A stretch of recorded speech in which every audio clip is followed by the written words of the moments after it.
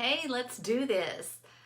I'm Kristin Wood, and I am here with your weekly Kiss from Kristin. I like to show up every week and give you a keep it super simple tip, something that you can take away, implement it consistently, and start to see some changes in your health and your weight journey. So today I want to talk about getting to the root. So many times we know that we need to do something. We know it would be in our best interest to get up and do some extra movement each day or eat a different way. We know that would be better. We know it would make us feel better. But what keeps you stuck in the old habits? What makes you go back to doing what you were doing when you weren't happy with yourself? What is pulling you back? I'll tell you what, it is you trying to make a change that is addressing the behavior instead of addressing what the root cause is. We've got to address why we're doing what we're doing if we hope to have any change. So today, if you stick with me, I'm going to share with you a 5-step plan so that you can get to the root of whatever has you bothered. And this can be around your weight, it can be around your work, it can be around your finances, it can be around your relationships, your spirituality, anything, any area of your life, this 5-step plan is going to work.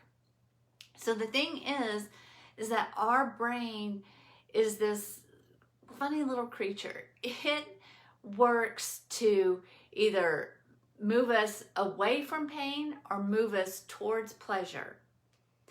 And the thing with this pain and pleasure thermometer that our brain has is that it's not based on anything intellectual. There's no rhyme or reason to it.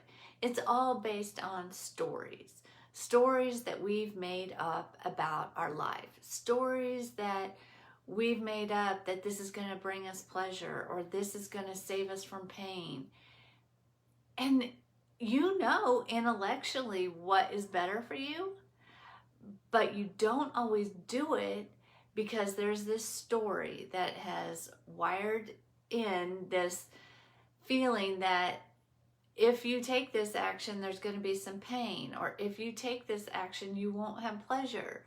And therefore, even though you may get where a couple weeks you're making all the right choices and things are actually working in your favor, and then all of a sudden you find yourself back in the habits that got you in a place that you didn't want to be. So what is it that keeps you stuck there? And that's what we're talking about today, is how you can figure out what's got you, what's your story, and how you can make a better story. Because the good news is you can rewire any of these stories. You can make a different story that feels better and actually gets you the results that you're looking for. So what are these 5 steps? The first one is, what is one action that you want to be doing, you know would be better for you to do, that you just can't seem to make yourself do it consistently? What is that one thing that you want to be doing? Just to give you something to reference and guide you on this, maybe it's something about your movement. Is there some movement that you need to do daily? Maybe it's something about your food. Have you been curious with yourself and you know you feel better without gluten, but you can't keep from going to Subway for lunch and getting a foot-long loaf of bread? What is that thing that you need, you want to make a shift in? Maybe it's something with your mindset. What would feel better that you are not doing? So step number 2 is asking yourself, why haven't I taken that action? What is the pain that I have associated with taking that action? What's the link there to pain? So maybe, getting out of bed to do a morning, getting some movement in the morning, maybe that you're linking that to, I'm not going to have enough sleep. And when I don't get enough sleep, I'm going to be grouchy. And then when I'm grouchy, that causes issues with my family. It causes issues at work. What is the pain that you're linking? It doesn't have to be necessarily a physical pain, like, getting up to get extra movement in the morning. Maybe that's going to make my legs sore. It doesn't have to be that kind of pain. It may very well be, but it could just be an emotional pain. It could, what is the link that you have to the negative link in taking that action? The third step is asking yourself, what pleasures do I get because of not taking that action? So what are the pleasures that you're getting because of not taking that action? And you may say, Kristin, this is crazy. There's no pleasure from not taking that action. I know there's not, but there is. There is always some kind of pleasure if you're not taking the actions you want to. There's some kind of pleasure that you have linked to the negative choices that you're making. So the pleasure of maybe not getting up to get that movement could be that you get the pleasure of sleeping in, of snuggling in your bed for that extra little bit of time in the morning. Maybe your spouse isn't getting up that early and you want to stay in bed with them, and that's just, you like having that connection. Maybe you have a small child that gets into bed early in the morning and you like that snuggle time with them. What's that pleasure that you are getting? It could be the opposite of the pain. It could be something else. So just stay open to whatever comes to mind, whatever you're feeling, your pleasure is that you get from staying away from that action. Number 4 is ask yourself, what is the cost of not taking this action? Now this cost, it could be a financial cost. It could be an emotional cost. It could be a physical cost. What's the actual cost of you not getting that extra movement in a day? Is it that you have hip pain?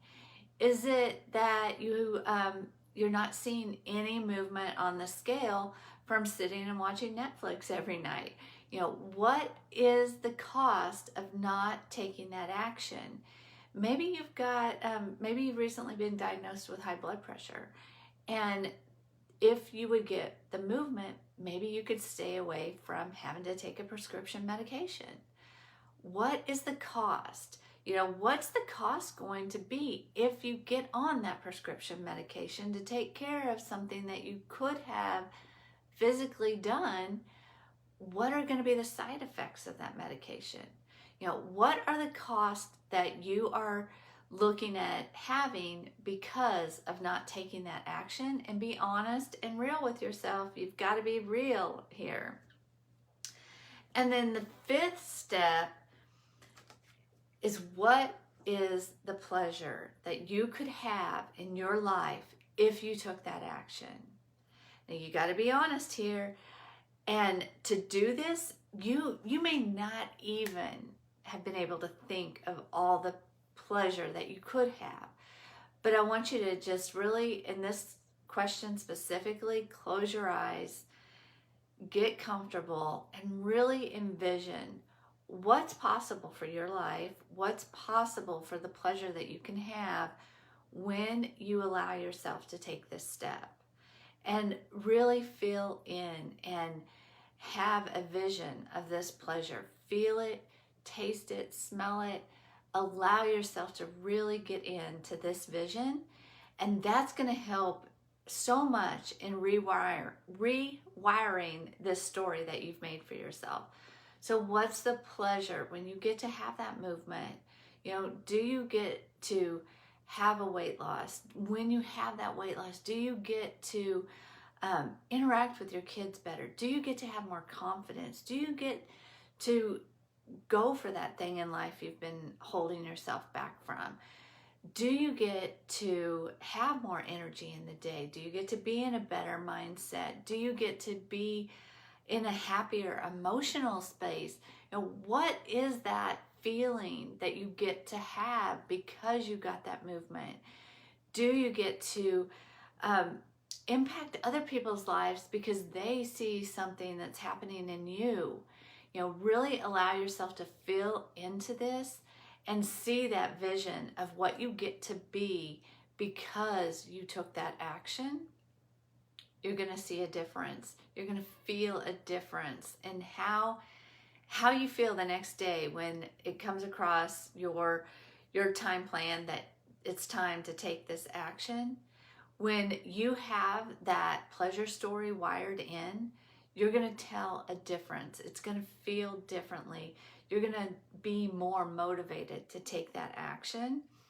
And you're going to have to remind yourself of this pleasure probably daily. And then it's going to become weekly. And then it's just going to actually be happening for you because you have taken the action. So really get into this 5-step process. Pick one thing right now that you're avoiding, one action. You can do this step for 10, 15, 20 things that you're avoiding, but pick one and get started with at least one. Give yourself that gift today and give yourself the time to really feel into the answers for each one of these questions. So the questions are, what action are you putting off? What is the pain that you're associating to taking that action? What is the pleasure that you get from not taking that action? What is it costing you to not take the action? And then what is the pleasure that you can have in your life when you take that action? Really sink into that one. And I want to know what comes out of this. What happens when you allow yourself this gift of following these 5 steps? How is this going to transform what you're doing? It's telling yourself that you're just not strong enough, that you didn't do the movement because you didn't have the willpower. Willpower is not enough to combat these stories that we've made for ourselves. It's not that you're not strong enough. There is no amount of willpower that's going to erase the stories that we've made. You've got to create a new story. And following this 5-step plan is going to let you start to create the new story. Start to really let you envision what that story looks like for you. Give yourself this gift. And I hope you got some value out of this tip and it really starts to move you forward. And come back next week. I will have another kiss from Kristin so that you can keep your journey moving forward. Thanks for joining me. Bye-bye.